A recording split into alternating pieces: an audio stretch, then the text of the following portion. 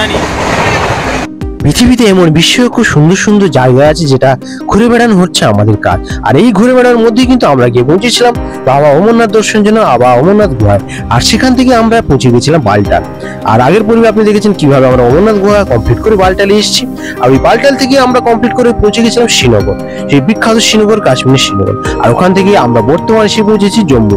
আর আজকের পর্ব আমাদের শুরু হচ্ছে ওই অবিশ্বাস্যকর ট্রেন জার্নি আমাদের এই জম্মু থেকে। আর এই পর্বে আমি আপনাদের কাছে তুলে ধরবো আমরা কিভাবে এক নতুন ভাবে আমরা জম্মু থেকে হাওড়া পর্যন্ত যাত্রা করছি। আর এই যাত্রায় থাকছে বিভিন্ন রোমাঞ্চকর মুহূর্ত। তাই অবশ্যই আমার ভিডিওটি শেষ পর্যন্ত দেখবেন। আর আগের ভিডিওগুলি যদি না দেখে থাকেন আমার ডেসক্রিপশন বক্সে ওই ভিডিওটার লিঙ্ক দেওয়া আছে। চলুন আজকের এই অবিশ্বাস্যকর মুহূর্ত শুরু করছি আমরা জম্মু তাওয়াই রেল স্টেশন থেকে। এখন বাজে সময় 3টে। আর এখন আমরা এসে পৌঁছেছি জম্মু তাওয়াই রেল স্টেশন 1 নম্বর প্ল্যাটফর্মে। আর 1 নম্বর প্ল্যাটফর্মে আসার জন্য দেখুন এইভাবে আপনি কিন্তু লিফট পেয়ে যাবেন। এই লিফটে চড়ে কিন্তু আপনি অনায়াসে 1 নম্বর প্ল্যাটফর্মে চলে আসতে পারেন। আর এখান থেকে আপনি বিভিন্ন রকমের ট্রেন পেয়ে যাবেন। এখান থেকে ডাইরেক্ট আপনি হাওড়া যেতে গেলে হাওড়া ডাইরেক্ট ট্রেনও পেয়ে যাবেন। আর ভায়া দিল্লি হয়ে যেতে গেলে দিল্লি ট্রেনও এখান থেকে পেয়ে যাবেন। যারা কাশ্মীর বেড়াতে আসছেন, কাশ্মীর যাওয়ার জন্য সবথেকে উপযুক্ত জায়গা হলো এই জম্মু। এই জম্মু স্টেশনে নেমে কিন্তু আপনাদেরকে বাস বা গাড়ি রিজার্ভ করে কিন্তু আপনাদেরকে কাশ্মীর অর্থাৎ শ্রীনগর সাইট সিনিং এর জন্য যেতে হবে। আর কিছুদিন পরেই কিন্তু আপনারা রেলের সুবিধা পেয়ে যাবেন, যদিও এখনো পুরো রেল কানেক্ট হয়নি কাশ্মীর থেকে। কিছুদিন পরে ভারতের গভর্নমেন্ট এই রেলটি পুরো কিন্তু কাশ্মীর পর্যন্ত কানেক্ট করে দেবে। যারা এখান থেকে আপনি বৈষ্ণবী দেবী মাতার দর্শনের জন্য যান ততদূর কিন্তু আপনি ডাইরেক্ট এখান থেকেও ট্রেন পেয়ে যাবেন। এছাড়া বৈষ্ণবী দেবী মাতা দর্শনের জন্য আপনি জম্মু স্টেশনের বাইরেও প্রায় আধা ঘন্টা 1 ঘন্টা অন্তর কিন্তু বাস পেয়ে যাবেন।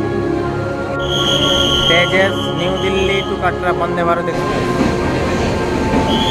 আর আমরা যখন এখানে এসে পৌঁছলাম দেখুন তেজাস নিউ দিল্লি বন্দে ভারত এক্সপ্রেস কিন্তু এসে পৌঁছেছে ওই স্টেশনে। যদিও আমাদের ট্রেনটি সন্ধ্যের সময় আছে, সন্ধ্যে, তাই এখন আমাদের আরো হাতে অনেক টাইম আছে। তাই আমরা ভাবলাম এখানে কিছুক্ষণ আমরা ওয়েট করব ফার্স্ট ক্লাস ওয়েটিং রুমে। আর ওয়েটিং রুমে ওয়েট করবো আর তার সঙ্গে দেখা যাক জম্মুর সাইট সিনিং কিছু জায়গা দেখে নেওয়া যায় কিনা। আর আপনাদের কাছে তুলে ধরবো আপনারা এলে হাতে সময় থাকলে স্টেশন চত্বর এলাকায় আপনারা কি কি জায়গা অনায়াসে ঘুরে আসতে পারবেন। 5:40 এখন পাস করছে জম্মু মেল, দিল্লি থেকে দিল্লি যাওয়ার জম্মু মেল, কাটরা থেকে দিল্লি যাওয়ার জম্মু মেল। এখন বাজে সময় 5:55 ছেড়ে যাচ্ছে জম্মু তাওয়াই থেকে 14033 দিল্লি জম্মু তাওয়াই এক্সপ্রেস। সামনে যাচ্ছে ট্রেন আর এখানে আমাদের খাবার পুরো মিলেমিশে একাকার। ট্রেন দেখতে দেখতে প্ল্যাটফর্মের চত্বর থেকে আমরা কিন্তু কিনে নিয়েছিলাম ঘুগনি, আর তার সঙ্গে ছিল বেশ গরম গরম ফুলকো ফুলকো লুচি। আর ওইগুলো খেতে খেতে কিছুক্ষণ আমরা এই স্টেশনে রেস্ট নিয়ে নিলাম। আর রেস্ট নিয়ে কিন্তু আমরা বেরিয়ে পড়লাম জম্মু স্টেশনের সামনেই কিছু মন্দির দেখার জন্য, অর্থাৎ কিছু সাইট সিনিং করার জন্য। আর আপনারা বেরোলে কিন্তু এইভাবে জম্মু স্টেশনের সামনেই কি কি মন্দির দেখতে পারবেন দেখুন আমি আপনাদেরকে দেখাচ্ছি। আর গেলেই প্রথমে যে মন্দিরটি দেখতে পারবেন জম্মু স্টেশনের সামনে 500 মিটার দূরত্বে, দেখুন আমি দেখাচ্ছি। জম্মু টাওয়ার স্টেশন থেকে বেরিয়ে সামনেই যে আপনি মন্দিরটি দেখতে পারবেন ওটা হচ্ছে বাবা মহেশ্বরের মন্দির। দেখুন মহেশ্বরের মন্দিরটি বিশাল সুন্দর এবং বিশাল আকৃতির মন্দির। আর এখানে গেলে আপনার মনটি খুব শান্ত নিরিবিলি হয়ে যাবে। সন্ধ্যার টাইমটা কিন্তু খুব সুন্দর লাগবে মন্দিরে। আর মন্দিরটা আপনি কিছুক্ষণ ধরে ওয়েট করবেন এবং পুরো মন্দির চত্বর ঘোরাঘুরি করবেন এবং পুরো মন্দিরটি ভালো করে দেখতে পারবেন। আর দেখুন এটা হচ্ছে মন্দিরের সামনের গেট। ওদিক দিয়ে আমরা এসেছি জম্মু টাওয়ার স্টেশনের বাইরে বেরোলেই কিন্তু কিছুক্ষণ 200 মিটার মতো হাঁটা পথে গেলেই কিন্তু এই মন্দিরটা আপনি পেয়ে যাবেন। মন্দির দেখে নেওয়ার পরে আপনি ওই মহেশ্বর মন্দিরের অপোজিট সাইডে আপনি দেখতে পেয়ে যাবেন বাবা রাম এবং মা সীতার মন্দির। এই সামনেই দেখতে পেয়ে যাবেন। এক সাইডে আছে বাবা মহেশ্বরের মন্দির আর অপোজিট সাইডে এই রাম মন্দির। পরপর কিন্তু দুটো মন্দির পেয়ে যাবেন এই লম্বা রাস্তার এপাশ ওপাশ। এই দুটো মন্দির দেখে নেওয়ার পর আপনার চলে আসুন সামনের বিশাল বড় মার্কেট দেখতে। এখানে বিশাল বড় মার্কেট আপনি দেখতে পেয়ে যাবেন। সমস্ত কেনাকাটা আপনি এখান থেকে কিন্তু নিয়ে নিতে পারেন। এখানে দেখুন বিভিন্ন রকমের পণ্য সামগ্রী এখান থেকে পেয়ে যাবেন আপনি। আর আমি এখান থেকে কিনেছিলাম জম্মু কাশ্মীরের বিখ্যাত এক ধরনের ফল যাকে অমর ফল নামে বলা হয়। দেখুন এখান থেকে কিন্তু আপনি বিভিন্ন রকমের আপেল, বিভিন্ন রকমের ফল, এখানকার প্রসিদ্ধ ফল সবকিছু কিন্তু এখান থেকে আপনি পেয়ে যাবেন। खट्टा मीठा होता है क्या? आरू এই মার্কেট চত্বরে প্রায় আমরা কিন্তু কাটিয়েছিলাম 2 থেকে 3 ঘন্টা। আর এই 3 ঘন্টা কাটার পর আবার আমরা কিন্তু তখন ঘড়ি কাটায় রাত 8টা। আর তারপরে আমরা ফিরে চলে এসেছিলাম আমাদের এই 1 নম্বর প্ল্যাটফর্মে, যেখানে কিন্তু আমরা আমাদের লাগেজ রেখে গিয়েছিলাম এই সাইট সিইং এর জন্য। এবারে হচ্ছে আমাদের সময় হলো ট্রেন আসার, আর আমরা এখন ট্রেন ধরে যাব দিল্লির পথে, আর আপনাদেরকে দেখাবো কিভাবে আমরা দিল্লি পর্যন্ত পৌঁছাচ্ছি। বাজে 11:16। আমাদের তো নির্ধারিত টাইমের থেকে প্রায় 20 মিনিট আগে কিন্তু ট্রেন আমাদের লাগিয়ে দিয়েছে। আমাদের কোচ হচ্ছে S5। দেখি আমাদের 35, 36, 38, 39 কোচ নাম্বার। যাওয়া যাক, ট্রেনটা কিন্তু এসে গেছে, ট্রেনে উঠে কথা হচ্ছে। এখন বাজে 10টা 11:40। পুরো নির্ধারিত টাইমে কিন্তু আমাদের জম্মু তাওয়াই স্টেশন থেকে নিউ দিল্লিগামী ঝুলন এক্সপ্রেস কিন্তু ছেড়ে যাচ্ছে। আমাদের কোচ পড়েছে S5-এ। ছেড়া মাত্র স্পিড আমাদের একদম 100 কিলোমিটার বেগে শুরু হয়ে গেছে আমাদের এই ঝিলম এক্সপ্রেস। যদি এইভাবে যায় না, মজাই মজা। গুড মর্নিং, এখন বাজে 6:50। আমরা এখন এসে পৌঁছেছি আম্বালা জংশন। প্রায় নির্ধারিত টাইমের থেকে আমাদের ট্রেন এখন 10 মিনিট লেটে চলছে। হয়তো ঠিকঠাক টাইমে হয়তো পৌঁছে যাবে। কালকে রাত্রে আমরা যখন উঠলাম ট্রেনটা সিট খুঁজে আমরা তখনই কিন্তু ঘুমিয়ে পড়েছি। তারপরে আর বেশ ভালোই ঘুম হয়েছে। এখন কিন্তু আম্বালা জংশন বেরিয়ে যে ঘটা সিরিজ ঢুকছে, এখানে হয়তো দাঁড়াবে না ট্রেনটি। ট্রেনটি ভালো স্পিডে ট্রেন হয়েছে, কিন্তু প্রথমে কিন্তু লেটেই ছিল, আর মাত্র 10 মিনিট লেটে আম্বালা জংশন আমরা ক্রস করে এসেছি। আর ট্রেনটা সব ঠিক আছে, কিন্তু একটু পুরোনো ধাঁচে, দেখুন না, একটু পুরোনো ধাঁচে ট্রেনটি। আর জল টল সেভাবে কিন্তু ব্যবস্থা নেই, সুতরাং কিন্তু ভালো নয় ট্রেনটি। এত এই ঝুলন এক্সপ্রেস এই ট্রেনটি কিন্তু জম্মু থেকে ছেড়ে পুনে পর্যন্ত যাবে, এত দূর যাবে। আর এই যদি অবস্থা হয় ট্রেনের, জানি না কী করে হবে, কী করে সব যাত্রী যাবে। ট্রেন ঢুকছে কুরুক্ষেত্র জাংশন। নির্ধারিত টাইমের থেকে 5 মিনিট লেটে 7:50 আমার ট্রেন কিন্তু এখন ঢুকছে কুরুক্ষেত্র জাংশন। আর এখানে হল্ট টাইম 5 মিনিট। এখানে আমাদেরকে পাস করবে মালবা সুপারফাস্ট সাইড দিয়ে কিন্তু বেরিয়ে যাচ্ছে মালবা সুপারফাস্ট এক্সপ্রেস।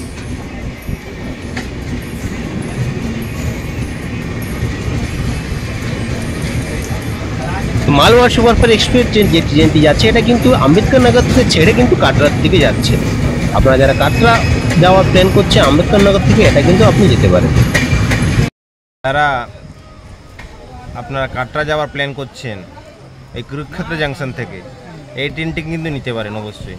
এটা কিন্তু পুরো মাতা বৈষ্ণবী দেবী মন্দির পর্যন্ত যাচ্ছে জম্মু হয়ে, যেটা এখানে 7:50 কুরুক্ষেত্র জাংশনে আপনি কিন্তু যাবেন। দেখুন ভিড়টা দেখুন, জেনারেল কোচে কিন্তু ভালোই ভিড় আছে। এই যে জেনারেল কোচে ভালোই ভিড় আছে। ওরও ট্রেনের হাল টাইম 5 মিনিট, আর আমাদেরও 5 মিনিট। দেখি কি আগে বেরোয়। মালবা জাংশনকে ফেলে রেখে আমাদের ট্রেন কিন্তু আগেই ছেড়ে দিল কুরুক্ষেত্র জাংশনকে।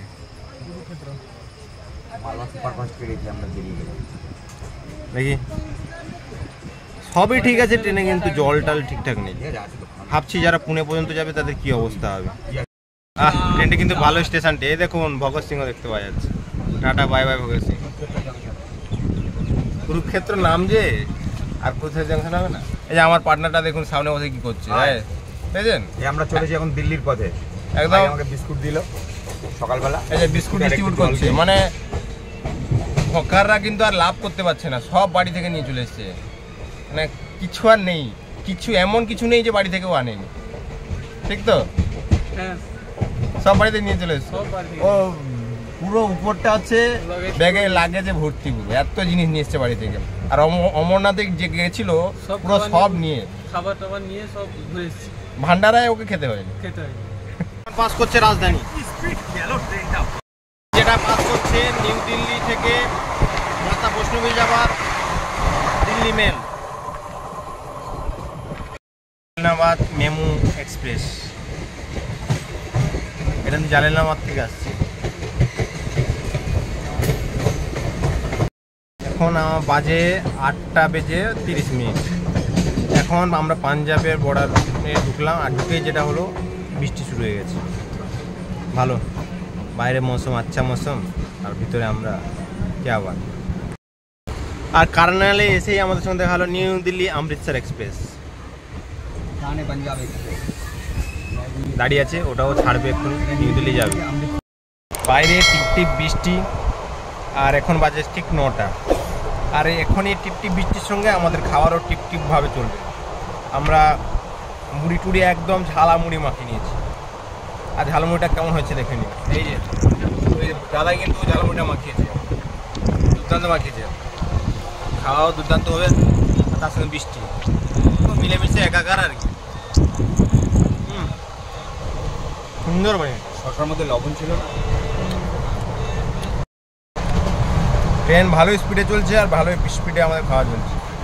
আমরা ঘর থেকে সব কিছু নিয়ে এসেছিলাম, যা টেস্ট হয়েছে না, এইভাবে কিন্তু ট্রেনে এইভাবে বানিয়ে দেবে না, কোনোদিনও দেবে না। হ্যাঁ, আমি এখানে পেপার একটা নিয়ে নিয়েছি, ওখানে ওটা নিয়ে নিয়েছি, আর ওখানে দেবো। সবাই 4 জন মিলে একদম জমে যাচ্ছে।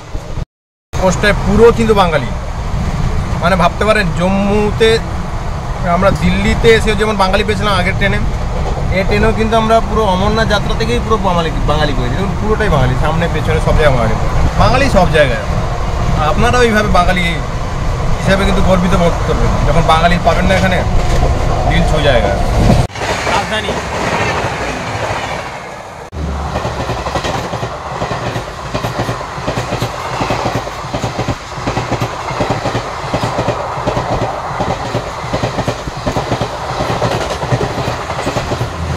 জনশতাব্দী।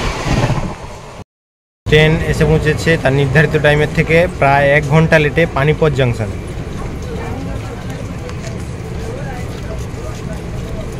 পানিপথ জাংশন, এখানে কিন্তু অনেক দর্শনীয় স্থান আছে, আপনারা এলে কিন্তু অবশ্যই পানিপথের দর্শনীয় স্থানগুলো কিন্তু ঘুরে যাবে। আমরা আজ দিল্লি যাচ্ছি, তাই আমরা কিন্তু আর সময় নষ্ট করব না, তাই আজকে কিন্তু আমাদের আর এখানে নামা হবে না, দেখা হবে না। আবার কোনো দিন আসবো। Tata, bye bye. ট্রেন স্টেশনকে নিয়ে কিন্তু ইতিহাসে খুব বড় হিস্ট্রি জড়িয়ে আছে এই পানিপথ জাংশনকে নিয়ে, যেখানে আমরা এসে পৌঁছেছি।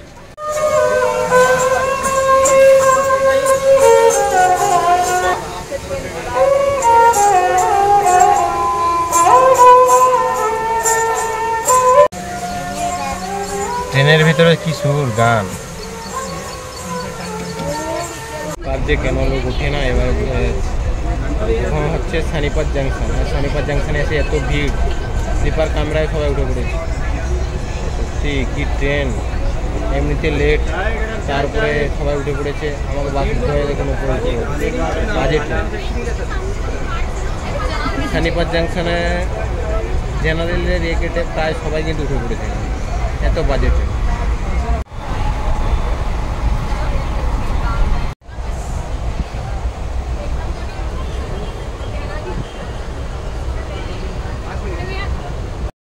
মানে ঝুলম এক্সপ্রেসের এমন অবস্থা, দেখুন ট্রেনটার অবস্থাটা দেখুন।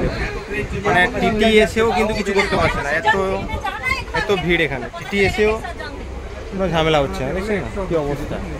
টিটি এসেও যা না আসেও তা। তাই আপনারা কোনোদিনও এইসব বাজে ট্রেনে আসবেন না। যেসব ট্রেন দিল্লিতে আসছে না, বেশি একটু টাইম দিচ্ছে, ওইসব ট্রেনে বিশেষ করে আসবেন না, প্রচুর সমস্যা।